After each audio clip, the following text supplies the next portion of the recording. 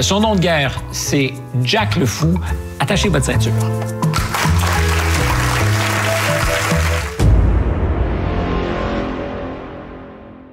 On se retrouve après la pause avec quelqu'un que j'ai découvert l'an dernier et qui me fascine complètement.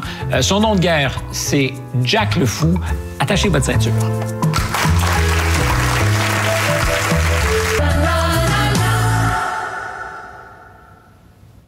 Dable, en direct de votre salon, tous les mercredis 20h à Télé-Québec. On s'équipe chez l'équipeur. Notre prochain sujet est parfaitement adjacent à ce dont on parlait tout à l'heure parce que j'ai découvert mon invité sur YouTube l'automne dernier. J'étais convaincu qu'il était installé en France et j'ai découvert avec plaisir qu'il est ici au Québec. Il passe une bonne partie de sa vie en ligne à se battre virtuellement avec des intégristes islamistes pour démonter leur discours, pour les mettre en face de leurs contradictions, peut-être faire de la déprogrammation religieuse. Je vous le présente à l'instant, Jack le Fou.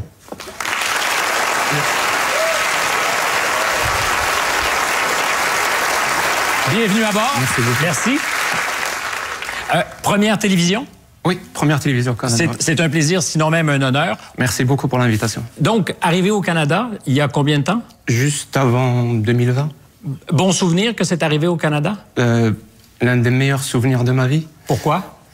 Parce que le fait est de descendre de l'avion et de marcher sur le tarmac, j'ai physiquement senti tout un poids s'enlever sur mes épaules. D'où arrivais-tu? D'Algérie, directement d'Alger. Et quel est le poids qui était soulevé de tes épaules? En fait, j'ai compris que c'était...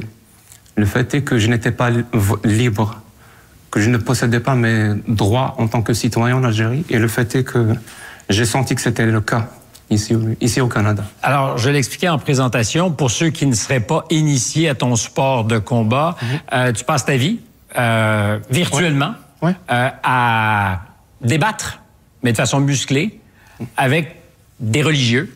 En fait, oui, on peut dire ça. Je passe à peu près 6 à 8 heures par jour, tous les jours, même les week-ends, à débattre avec des religieux.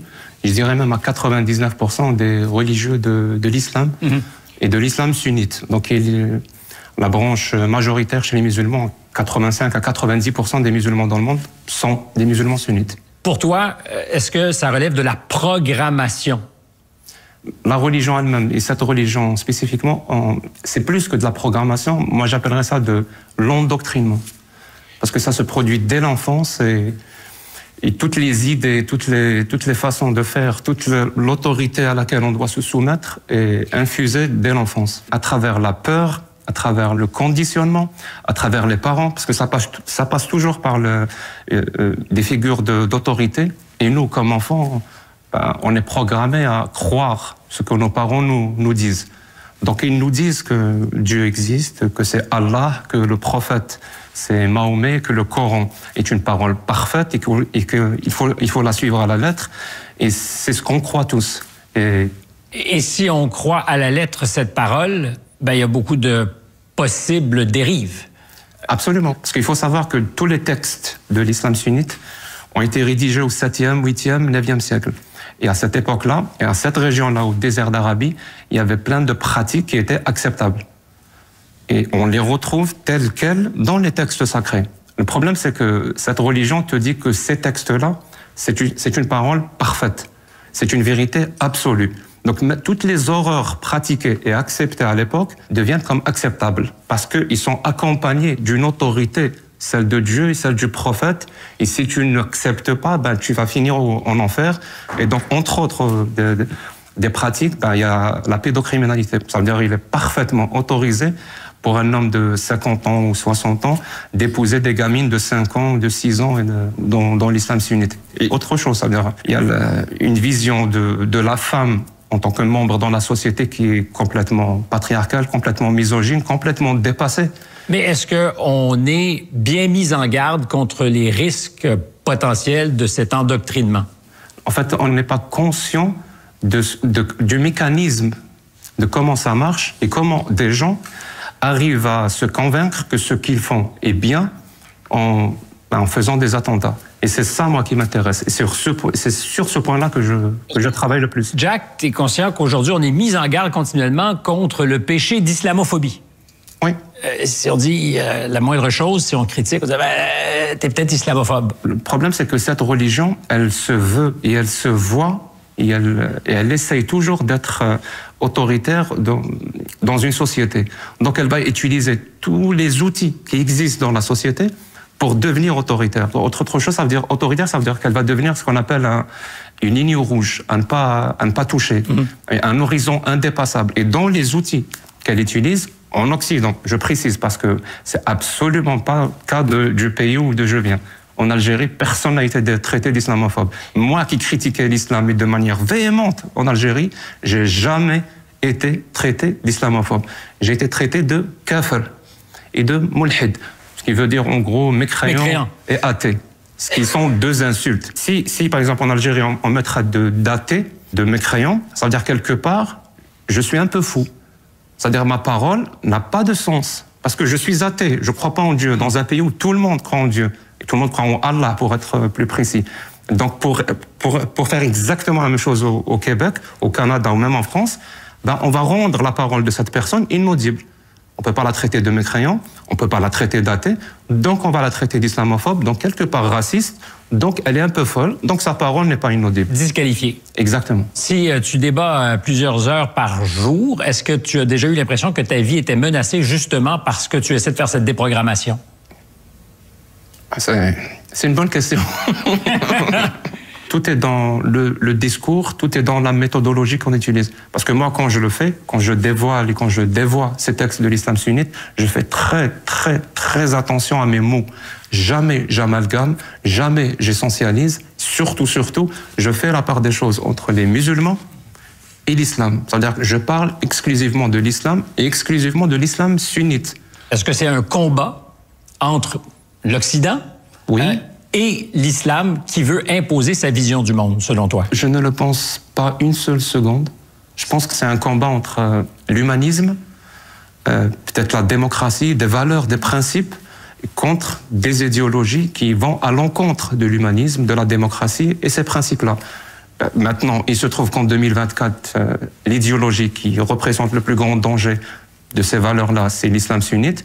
Si vous m'avez posé la question il y a, je sais pas moi, il y a 80 ans, j'aurais dit peut-être une autre religion. Autre chose. Peut-être que j'aurais dit le catholicisme, pour être plus précis. Sincèrement, ça dépend des périodes. Et je pense qu'on a quelque chose à faire, on doit faire quelque chose si on veut défendre nos principes. Et la liberté d'expression, qui est au cœur de ces principes. Pour moi, c'est plus qu'un principe, la liberté d'expression. C'est un droit? Pour moi, mon premier besoin, c'est de manger, de boire. Mon deuxième besoin, c'est de m'exprimer librement. Mon troisième besoin, c'est d'avoir un toit sur la tête. C'est comme ça que je le vois.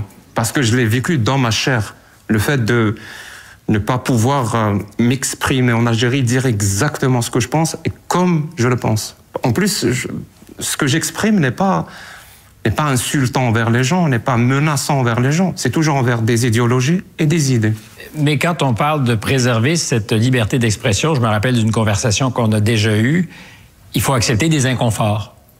Par exemple, l'idée que les propos racistes peuvent être débiles, mais ne doivent pas être interdits. Oui, absolument, par l'État. Vraiment, ce point est très important et je pense qu'il est un peu flou chez beaucoup de personnes. En fait, la liberté d'expression se définit par ces limites que pose l'État. Et l'État ne doit pas intervenir pour interdire ce genre de discours, par exemple, parce que islamophobe ou parce que raciste, parce que c'est trop flou. Vraiment, c'est trop flou. C'est à nous, en tant que citoyens, de prendre nos responsabilités et de donner un contre-discours, des contre-arguments à ce genre de discours, de les dénoncer, tout simplement, au lieu de les interdire. En plus, c'est pas du tout efficace. C'est un muscle qui s'entretient, la liberté d'expression? J'aime beaucoup à dire ça, que la démocratie est un corps et que les droits, c'est les muscles. Et s'il y a des muscles que tu n'utilises pas pendant un bon moment, ils vont finir par s'atrophier et donc le corps va devenir malade. Donc la démocratie va devenir malade. Et là, je finis juste avec une citation d'Albert Camus qui disait « Quand une démocratie est malade, le fascisme vient à son chevet. Et ce n'est pas pour prendre de ses nouvelles. »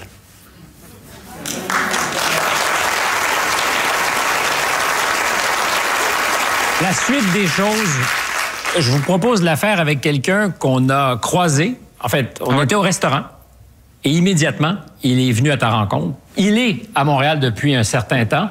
Masqué, il nous expliquera pourquoi. Je ne le nommerai pas non plus, parce que c'est probablement pour lui préférable. Est-ce qu'on peut dire seulement de là où tu viens? Ou tu préfères qu'on ne dise pas ton pays d'origine? Je préfère dire que je viens du Maghreb. Du Maghreb, d'accord. Si vous êtes masqué aujourd'hui, oui, c'est qu'il y a un risque. Exact. Actuellement, dans l'émission, il y aura potentiellement des personnes qui vont approuver ce qu'on dit et des personnes qui ne vont pas approuver ce qu'on dit. Ces mêmes personnes qui ne vont pas approuver, il y aura une minorité qui peut potentiellement présenter ou être plus ou moins agressive, que ce soit verbal ou physique. Donc, j'ai essayé de choisir la situation la plus logique. Qui est de se masquer? Je pense que vous avez raison, c'est un petit peu stupide, effectivement. Je m'excuse. Mais il n'y a pas à s'excuser. Je vais reprendre mes propos. Mais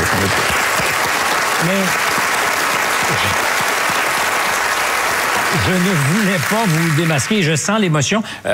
Jack, qu'est-ce qu'on est en train de vivre en ce moment qu'on a de la difficulté à comprendre? Ce qui se passe sur TikTok et sur YouTube en langue française se passe puissance 10, puissance 20 en langue arabe dans le monde dit arabe.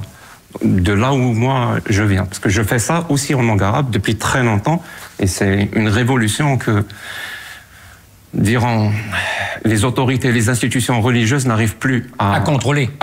Et donc là, puisqu'il y a les interconnexions partout, donc ça se passe aussi en langue française. Et donc là, moi aussi je suis ému, mais je le vois enlever son masque. Et donc c'est ça, il n'y a plus d'autorité, voilà. Quand je parlais de déprogrammation tout à l'heure, oui. Est-ce que ça résonne chez vous?